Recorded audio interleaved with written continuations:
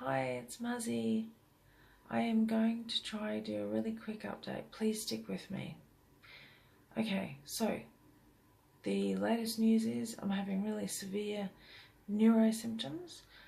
If you would like to understand those symptoms more and you haven't seen these videos before, please go to Google or YouTube and search in the search bar, type in the search bar, Amara and Lyme disease in Australia, Lyme, and then that video will show pretty much all my symptoms that are happening all the time at the moment. And then if you go in and search for Marzi plus chemicals equals, then you'll see those two, and they're both really important videos, so they're really helpful for seeing what my reality is without me having to articulate it or try to articulate it. So basically that's all going on, and the other day I had a super intense sort of experience of a series of multiple events of those happening simultaneously, and then I had an absent seizure, and it's almost like the only thing I can liken it to is if someone had Alzheimer's or dementia and they were lucid one moment and the very next they didn't understand or couldn't interpret what anything was. So I couldn't identify furniture, I didn't know what that was, I didn't know what the floor was, I didn't know who mum was, I didn't know who the fur babies were, I didn't know anything, I couldn't understand anything. It was like when I have really severe problems with my language, I hear people who are talking English like they are speaking in a different language. They literally sound to me like, I use literally a lot and I do mean it in the context of its intended purpose. So I will literally hear someone speaking English and instead my brain converts it to sound like Japanese. I just don't recognise the words. So that's been going on. And then utter exhaustion. An exhaustion so intense, it really is like the first days of falling ill. I just sleep and sleep and sleep and never feel like I've slept. And I am having really severe sinus issues.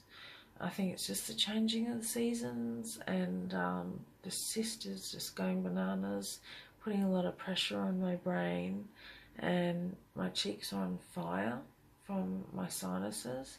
So that causes really severe migraines, and also I feel like I'm drowning all the time from my postnasal drip, so I can't be upright, and then nor can I be, due to my heart, I can't be upright or I pass out.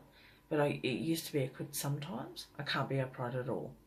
And I also cannot be flat on my back, so I can't lie flat in bed, because I immediately feel, you know, that sensation of diving too deep in the water in the pool or in the surf. It's exactly like that. I feel like I'm drowning. So that's what's been going on. I also have this really just bad, one of those things that just happens. A tooth chipped. So I have a wisdom tooth that's impacted, and it pops up and down but never properly comes up, and it is taking up too much room in my mouth and pushing on my teeth so that these teeth are starting to cross. And the tooth next to it, I think due to the pressure and the fact that I'm constantly grinding my teeth in my sleep, it cracked. So I need to try and work out how to negotiate accessing dental care. And I want to say kudos to Queensland Health, because they sent me a voucher to access private care so they wouldn't have to come into contact with Campbell Hospital and the chemicals there. So that's some nice news in terms of, you know, good news in a bad situation. Then the other thing that's happened is we're not really hungry. We're grieving and tired and just both feel fluey all the time. Mum's got a very sore throat and I've got a really sore throat all the time. So we're not really hungry a lot anyway, but we do get hungry, and we're only eating 1 meal a day.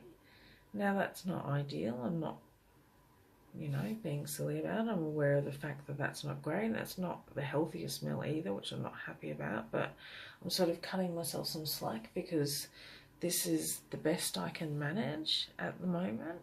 So, because I cook, Mum's happy to eat anything, but I'm pickier. So what happened, unfortunately, is Centrelink docked my pay from my rent assistance. For some reason, they wouldn't accept the receipt from Mum for my rent, even though I pay her and she pays the real estate. So I'm going to have to try and fix that, but in the meantime I'm reaming Centrelink out for doing that. Otherwise, really, I just want to send a massive thank you out to everyone that's been supporting me quietly, loudly, people that send me posts. I've got a friend in the US that sends me Alka-Seltzer Gold, which I can't get here, and it's really hard to even order online, and it's my lifesaver. And another friend bought us organic linen, so I'm able to give that to Mum for Mother's Day, which is fantastic, and I really appreciate it. And another friend's going to send me some clothes, which is great because all my organic clothes is falling apart. And another friend helped us with getting food this fortnight because, as I said, we're just in dire trouble. So, I mean, we were having 1 meal before, so you can imagine them taking that amount from a pension when we're below the poverty line. That's a lot. So yeah, that's really probably it. It's Mother's Day tomorrow, which is always a super hard day for me. It was bereaved Mother's Day last weekend, I think, and you know, I lost my little girl in a miscarriage, and you know, it never is something you ever really get over. So yeah, it's a hard day, but I'm really focused on Mum because it's the first Mother's Day without Dad. So I'm going to give her the sheets from my friend, and also managed to get her an organic pyjama top and on sale with Afterpay, lay-by, fantastic. So I will do that, and then I'm going to write a card on behalf of Dad, since he's not here and this is the first one without him, and he always wrote the most beautiful cards, so I'm going to do that. And then yeah, I think that's really it. That's caught you up. Apart from that, it's Millions Missing Day today. May's Awareness Month for most of my diagnoses, so I will share a blog post about myalgic encephalomyelitis, which is what Millions Missing is all about. And if you haven't seen the documentary Unrest, please make sure you do. Go and look on Netflix and search for Unrest and watch it.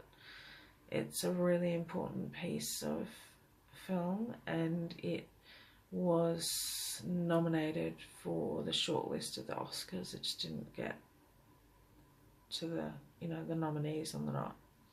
So yeah.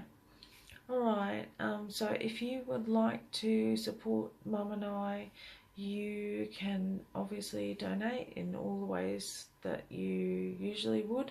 I'll list them all below the video, and then alternatively, if you happen to have a Woolworths gift card, you can always contact us via email or on one of the Facebook pages, the Amara Campbell Foundation or Aid for Amara, and someone will let you know what our address is and you can help us in that way. Okay, well, sending you love, light, blessings and gratitude. I miss you all so much. I'm terribly lonely, but I'm trying really hard to be positive and just be as upbeat as I can, you know? Alright, love you guys. Bye.